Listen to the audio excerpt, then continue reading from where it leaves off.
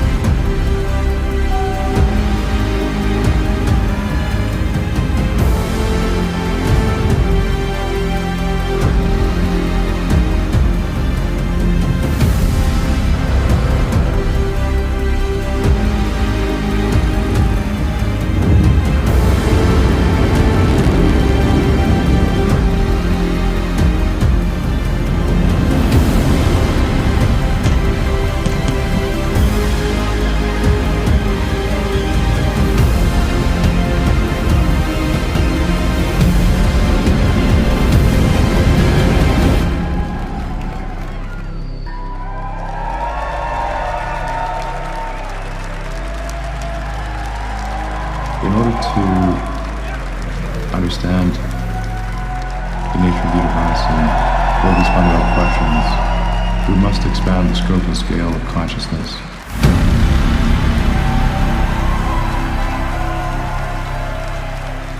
So it's been a while since the last company talk, and I'll try to do these now every 3 months after our earnings calls, which is when I'm allowed to talk about things, essentially, at this point.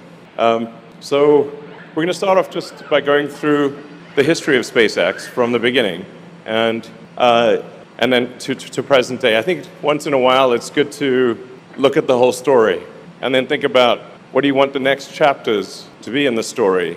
What do you want the next book to be in this story? So we started off with a clear mission, which is to make life multiplanetary, to extend consciousness beyond Earth, to understand the universe. And you can only understand the universe if you go out there and you explore and you see other planets and ultimately other star systems. And I think one of the most inspiring things that one could possibly imagine, one of the most inspiring futures one could imagine, is one when we're out there among the stars and perhaps meeting alien civilizations or exploring the ruins of civilizations that lasted 1 million years but died out 10 million years ago. I think that's when I wake up in the morning and think about what is inspiring, because we need things in this world that are inspiring. Like, life cannot just be about solving one problem or after another. There have to be things that make you look forward to the future. And being a spacefaring civilization, I think, is the most interesting thing we could possibly do for the future. It is making Star Trek real. You know, it's, yeah. Well, this is how we started out. Yeah. So, I don't know, maybe I should have another mariachi band or something. You know, for this end of year party, we're going to have a lot of mariachi bands in honor of this. But this was all of SpaceX in the beginning. Just a small warehouse in El Segundo.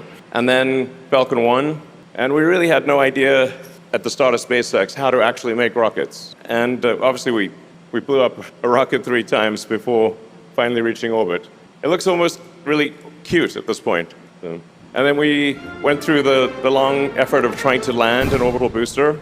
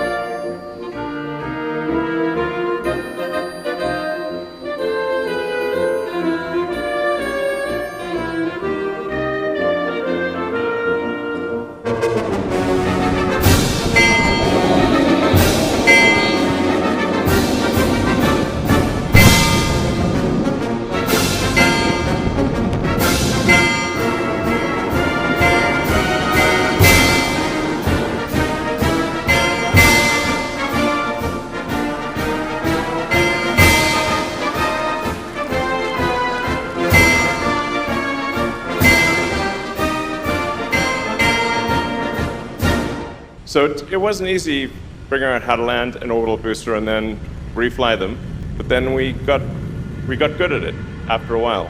Took many attempts from a very talented and dedicated team, and now we've got to the point where we take off and land and recover a booster every few days. By the way, is the noise behind me a little too loud? Can you guys hear me okay?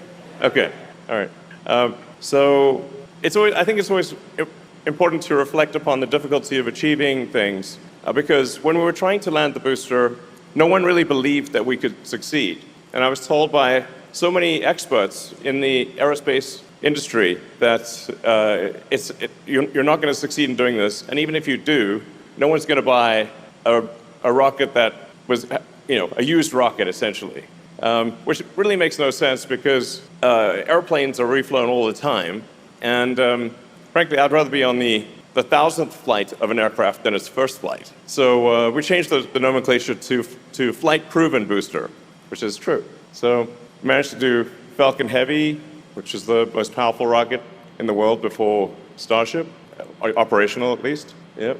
And it's amazing to think that we've got our 700th flight coming up. So just a huge testament to the incredible work of the Falcon team and the launch team, manufacturing team. I would just like to give everyone a hand for doing such an amazing job.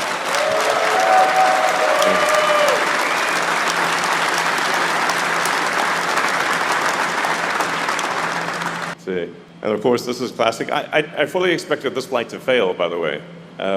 So that's the car that I was driving around LA for like 3 years. And because I thought, well, it's the first flight of Falcon Heavy, probably going to fail.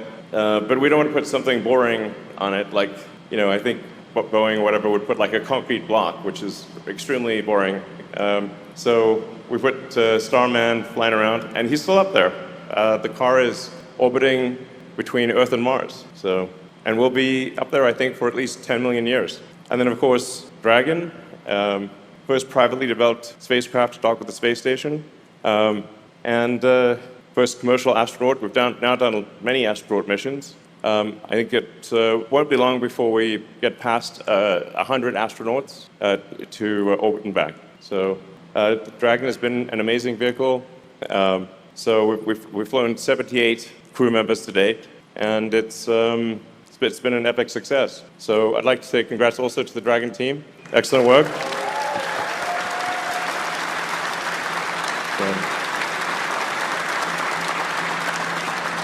And then Starlink, it's like, well, if you've got a rocket that can fly a lot, what do you fly on it?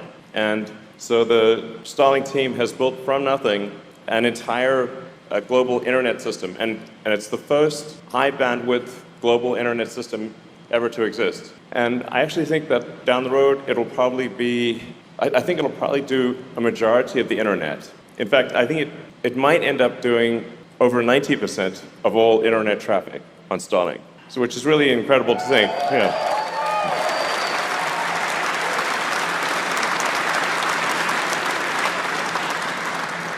Almost 11,000 satellites in orbit. That's more than twice as many satellites as everyone else combined. And with Starlink V3 and beyond, we'll go to 100,000 satellites. So that's really quite remarkable. It's quite difficult to build the internet in space, rebuild the entire internet in space, all of the hardware, all of the software, and yet the team has done it. So huge congrats to the Starlink team.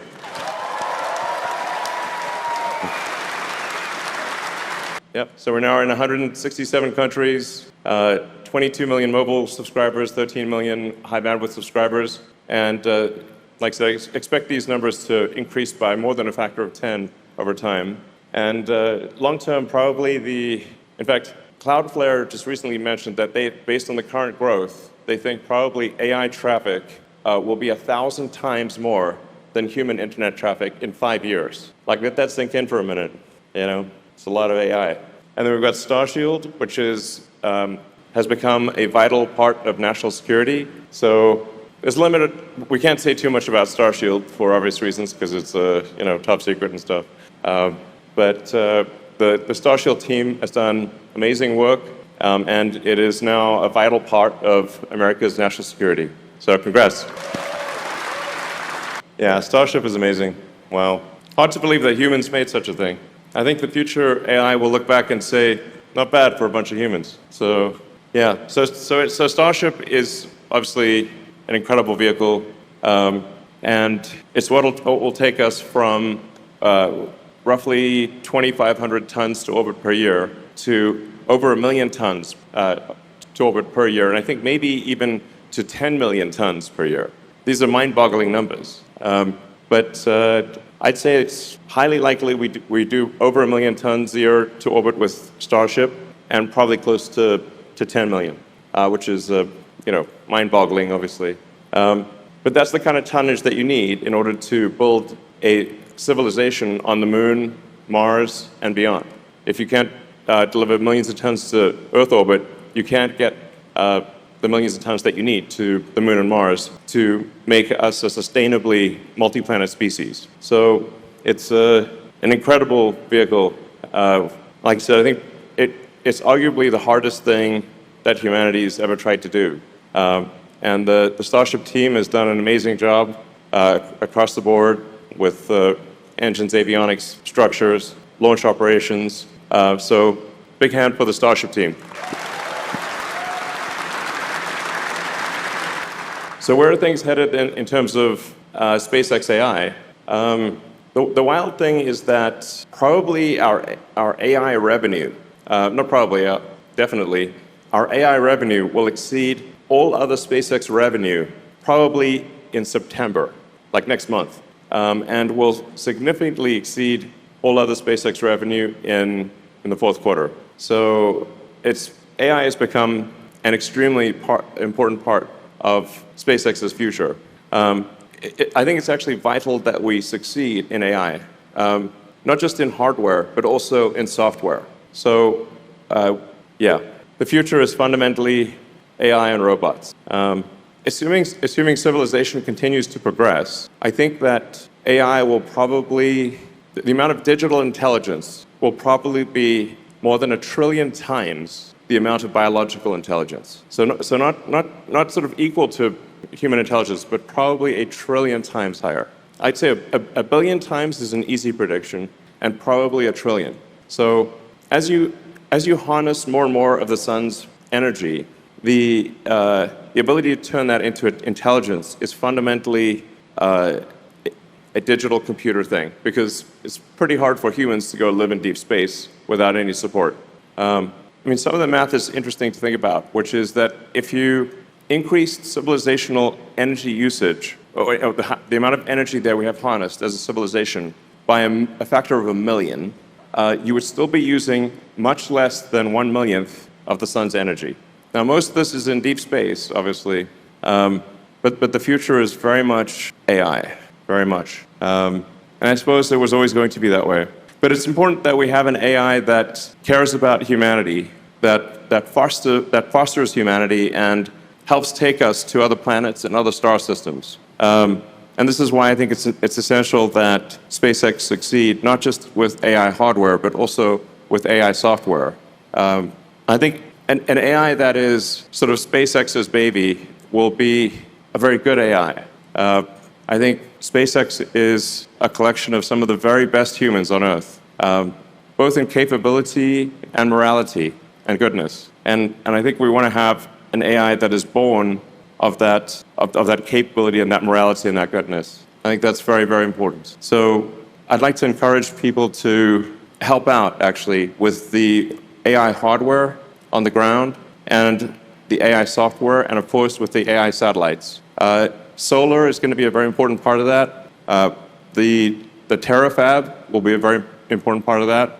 But we must also succeed on the software front. And we're going to be training Grok on the sum total of all SpaceX information. So in a way, it will be trained on you.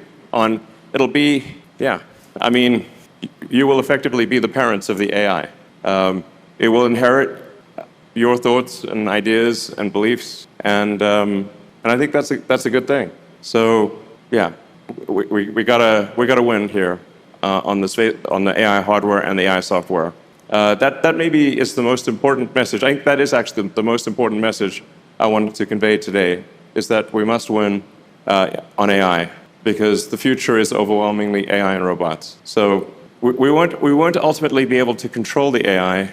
It'll be too smart for that. But just like if you have a child that is a super genius child, you can still instill in that child the values and beliefs that you think are good and right. And so that's why it's incredibly important that we succeed with Grok. So yeah, well, Grok 4.5 you've tried probably. We've got 4.6 coming out in about a week, and then 4.7 should be really pretty special. So I'd like to encourage everyone at SpaceX to use AI and to make it better. So, we've already built the most powerful AI training clusters in the world, and then this is what we expect to do by the end of next year is about 10 times more than what we've done thus far. This will be very important practice for space AI, and I do think that AI training will continue to be on the ground, but AI inference, the day-to-day use of AI, will be in space. So we're aiming to get to 10 gigawatts by the end of next year. This is, depending on what the value per watt is, if the value per watt is probably going to be $30 to $50, which means if we bring 10 gigawatts of AI online by the end of next year, it will be $300 to $500 billion a year in revenue. Big numbers. So,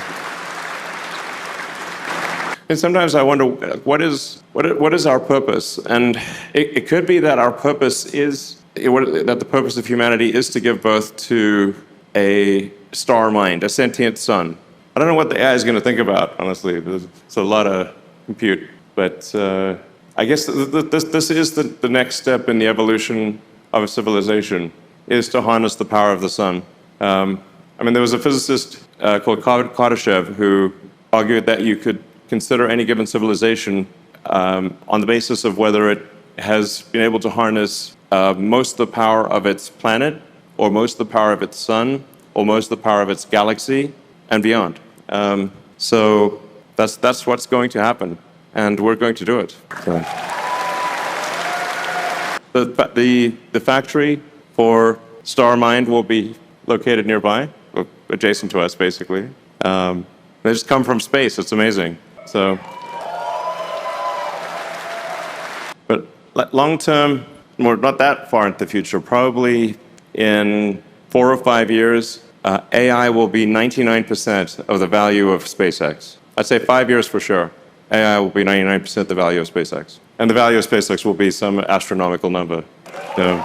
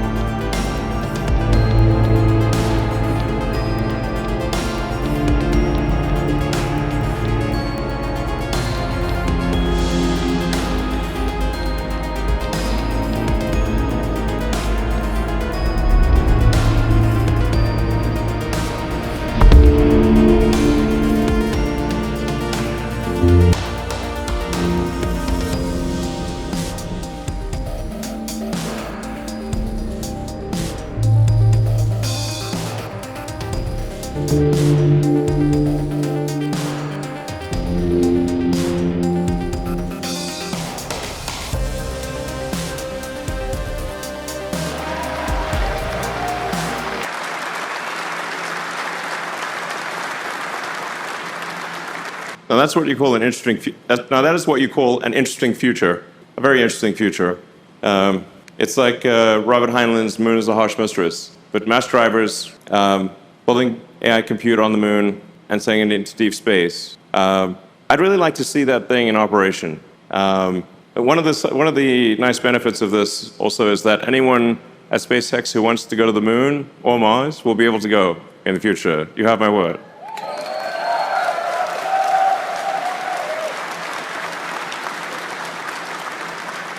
It'd be pretty fun to have a party on the moon, just jumping around, So yeah, it will be an incredibly exciting future where we're a spacefaring civilization, and there are people on every part of our solar system, and eventually going to other star systems. So I think this will happen. So yeah, and you're going to make it happen. So thank you.